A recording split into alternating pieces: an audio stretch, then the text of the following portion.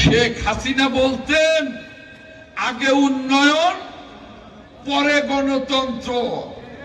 মানেটা কি জানেন?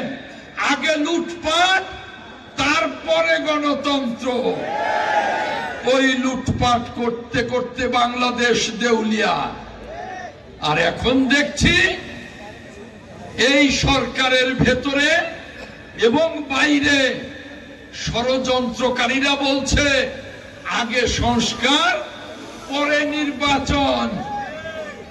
এই সংস্কার কিসের সংস্কার? যদি সংসদ না থাকে এই সংস্কারের বৈধতা কে দেবে? আমরা স্পষ্ট বলে দিয়েছি, একটা অবাধ এবং নিরপেক্ষ নির্বাচনের জন্য যেটুকু প্রয়োজন ওইটুকু সংস্কার করবেন।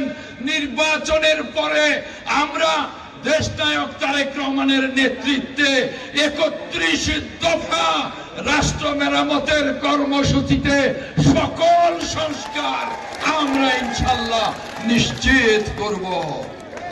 তাই বলতে চাই যে সংস্কার করে আর নির্বাচন পেছানোর অপচেষ্টা করবেন না।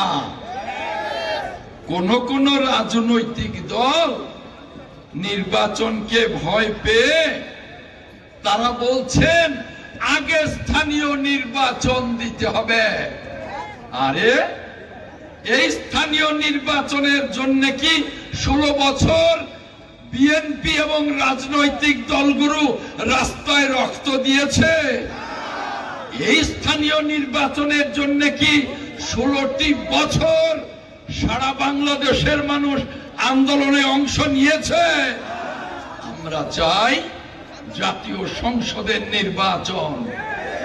ডক্টর মোহাম্মদ ইউনূসকে বলতে চাই, আপনি নোবেল বিজয়ী ফখরুদ্দিনের মতো আপনাকে অপমানজনক ভাবে বিদায় করতে চাই না।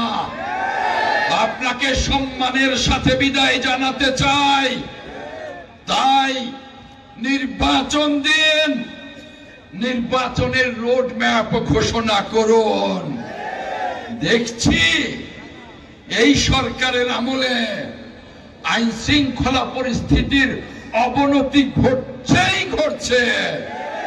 ব্যাংকিং ব্যবস্থার অবনতি, সারা দেশে চুরি ডাকাতি রাহাজানিতে ভরে গেছে। বিদেশি বিনিয়োগ শূন্যের কোঠায়।